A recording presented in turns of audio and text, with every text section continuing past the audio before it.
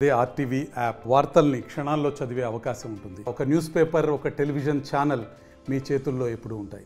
పిఠాపురం మున్సిపాలిటీకి సంబంధించిన ఏదైతే ఇక్కడ ఎన్నపాల చంద్రలేఖ గారు వాళ్ళ హౌస్ని వేరే వాళ్ళు కబ్జా చేశారు, మా ఇంట్లో మమ్మల్ని ఉండనివ్వట్లేదని చెప్పేసి వినియోగించుకోవడం జరిగింది గౌరవ డిప్యూటీ సీఎం సార్కి.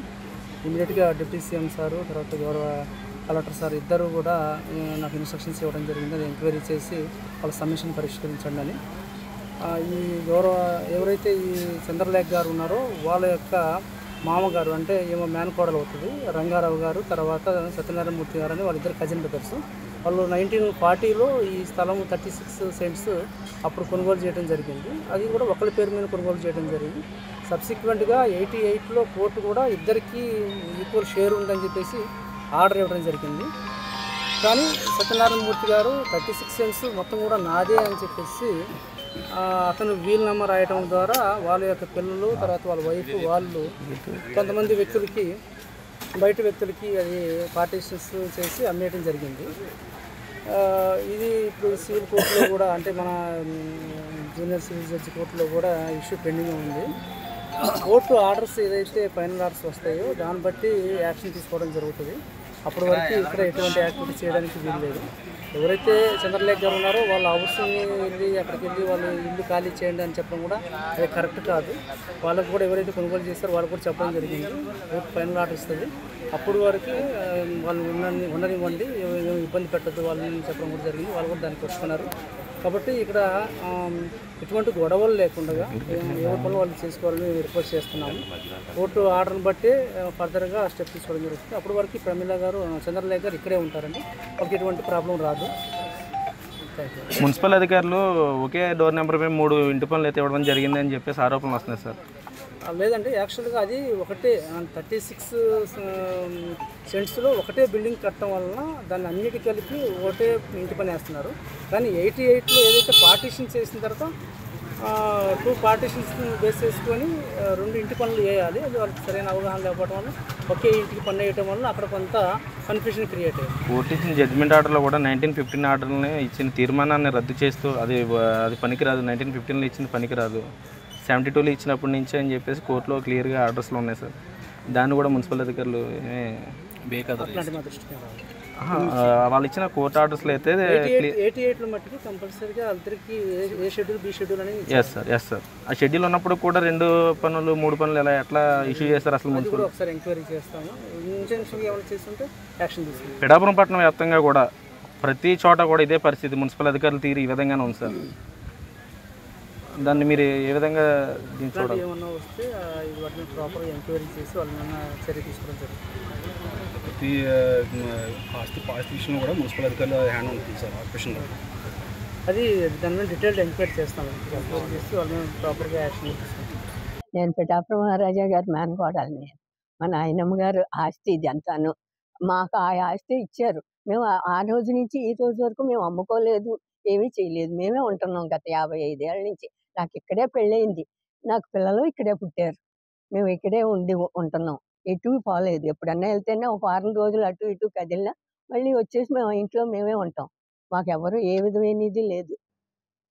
ఈ రోజున ఆయన పవన్ కళ్యాణ్ గారికి చెప్పి మా కష్టం చెప్పుకుని మమ్మల్ని ఎలాగైనా తీర్చిదిద్దాలి. మా ఆస్తి మాకు దక్కితే చాలు. మాకు తక్కువ ఆస్తి కాదు, బోల్డ్ ఆస్తి ఇచ్చారు మాకు. ఆ ఆస్తి అంతా నిలబడాలి కదా. మేమే ఏనాడు 1 సెంటు మేము అమ్ముకోలేదు, ఎలాగున్నది అలాగే జాగ్రత్త పెట్టుకున్నాం. మేము అని మీద వచ్చిందే తింటున్నాం జాగ్రత్తగాను. మరి ఈ రోజున మాదే వచ్చి మేమే కొనేసాం, ఇది మాది అని అంటే దానికి మేమేం చెప్పగలం చెప్పండి? పైగా లోపల ఉన్నదాన్ని రెక్కెట్టుకుని బయటికి లాక్కొచ్చేసి బయట తరివేస్తాం, తలుపులు తాళాలు వేసేసి పోతామన్నారు. ఎలా కుదురుతుందండి అది? అలాగా మా ఆస్తి అయితే మీరు ఎలా తలుపులు తాళాలు వేసిపోతారు? పనికిరాదని చెప్తాను. ఇలా ఒక 2-3 దెబ్బలు పడేసారు వీపు మీద, పడేసారు మమ్మల్ని. నేను తనగలను, టైం వస్తుంది, కంగారు పడకండి అనేసి అని ఊరుకున్నాను. మరి లాక్కుపోయారు, పోతే పోయింది అనేసి వదిలేశాను నేను. అదండి. ఈరోజు జిల్లా అధికారులు వచ్చి ఏం చెప్పారమ్మా? జిల్లా అధికారులు వచ్చి మీకు అవతల వాళ్ళు కూడా అలాగే మీరు ఇష్టం వచ్చినట్టు ఇది చేయడానికి వీలు లేదు, మరి కోర్టులోకి ఎక్కాక కోర్టులో ఏం చెప్తారో దాని ప్రకారం మీరు నడుచుకోవాలి, అంతేగాని మీరు ముందు ముందు ఈ రావడానికి లేదు, ఈ స్థలంలోకి మీరు రావడానికి మీకు హక్కు లేదు. ఆరు ఏం చెప్పారో అప్పుడు ఆ విధంగా అప్పుడు మేము కావాల్సి మేము వస్తామని చెప్పారు ఆయన. మీరు రావటానికి వీలు లేదని చెప్పారు. మరి ఇంకేం చెప్తామండి. పిఠాపురంలో జరుగుతున్న అన్యాయం ఇంత అంతా కాదు. అధికారులు, మున్సిపల్ అధికారులు కానీ, రెవెన్యూ అధికారులు కానీ ఒకే డోర్ నెంబర్ మీద 2 పనులు 3 పనులు ఇవ్వటం వల్ల ఇవాళ ప్రజలందరూ కూడా కొట్టుకు చేస్తున్నారు. ఆ తప్పుడు రికార్డు, తప్పుడు పన్ను కాగితాలు ఉండటం వల్ల వాళ్ళు కోర్టుకు వెళ్ళి దాని ప్రకారం ఆర్డర్ తీసుకొచ్చి మరి 3 తరాల నుంచి పిల్లల్ని ఎక్కడే కానీ ఇల్లు ఎక్కడ చేసుకుని అత్తామామలు కూడా ఎక్కడ ఉండి అటువంటి ఉన్న వాళ్ళ మీద కూడా కోర్టు నుంచి తప్పుడు ఆర్డర్లు తీసుకొచ్చేసి తప్పుడు డాక్యుమెంట్లు సమర్పించేసి ఇవాళ ప్రజల్ని చచ్చిపోయే పరిస్థితికి ఎవడైతే మూర్ఖంగా రౌడీజంగా వచ్చి ముందుకు వస్తాడో వాడే గెలిచి వీళ్ళందరినీ తరిమేసే పరిస్థితి ఉంది. ఈ రోజున పిఠాపురం మహారాజు గారు మనవరాలైనటువంటి ఈవిడికి మరి ఇలా మేనగాళ్ళు అయినటువంటి ఈవిడికే ఈ దుస్థితి ఉందంటే సామాన్య మానవులకు ఏ విధమైన పరిస్థితి ఉంటుందో కూడా ఆలోచించండి. ఈ రోజున మా పిఠాపురంలో పవన్ కళ్యాణ్ గారు నీతి నిజాయితీ కలిగిన నాయకుడు. ఈ రోజున మరి ఎన్నాళ్ళ నుంచో పూడికలు డ్రైన్లు తీయనటువంటి డ్రైన్లన్నీ కూడా తీసి ఈ పిఠాపురం శుద్ధి చేస్తున్నారు కనుక ఇలాంటి రౌడీ మోకల్ని తప్పుడు సర్టిఫికేట్లు ఇచ్చినటువంటి వాళ్ళు కూడా అదే విధంగా మరి ఏరి పారేస్తారని ఈ యొక్క తప్పుడు రికార్డులు ఇచ్చిన అధికారులని, నాయకుల్ని, రౌడీలందరూ కూడా మరి బయటికి తరిమి పారేస్తారని పవన్ కళ్యాణ్ గారి మీద పూర్తి నమ్మకం నాకు ఉంది. మరి ఈ రోజున పిఠాపురం ఎంతో తెలిసి ఇంకా 3 నెలలు కూడా అవ్వలేదు ఎలక్షన్స్ అయ్యి, కానీ ఈ రోజున పిఠాపురాన్ని ఎంతో తీర్చిదిద్ది పూడికలన్నీ తీర్చి ఎప్పటి నుంచో మూలన పడిపోయినటువంటి మురుకు కాలువలన్నీ కూడా తీయటం కూడా జరిగింది. అదే విధంగా అన్యాయాలకు పాటుపడే వాళ్ళందరూ కూడా ఆ విధంగానే తీసి పారుతారని కోరుకుంటూ మరి అధికారుల మీద, నాయకుల మీద, తప్పుడు నాయకుల మీద చర్యలు తీసుకోవాలని వీళ్ళకి ఆర్డీఓ గారు చెప్పిన ప్రకారంగా వీళ్ళందరినీ ఇక్కడే ఉండాలి, ఇక్కడే ఉన్నారు, పొజిషన్ వెళ్తే కోర్టు ఆర్డర్ వచ్చే వరకు, ఫైనల్ కోర్టు ఆర్డర్ వచ్చే వరకు ఎవరు డిస్టర్బ్ చేయడానికి వీలేదని ఆర్డర్లు వేయటం జరిగింది. ఆ విధంగా కూడా మేము ఉంటామని తెలియజేసుకుంటూ సెలవు తీసుకుంటాను. జై భీమ్. మరిన్ని వీడియోస్ కోసం ఛానల్ ని సబ్స్క్రైబ్ చేయండి, లేటెస్ట్ అప్డేట్స్ కోసం వాట్సాప్ ఛానల్ ని ఫాలో చేయండి అండ్ లింక్ డిస్క్రిప్షన్ లో ఉంది.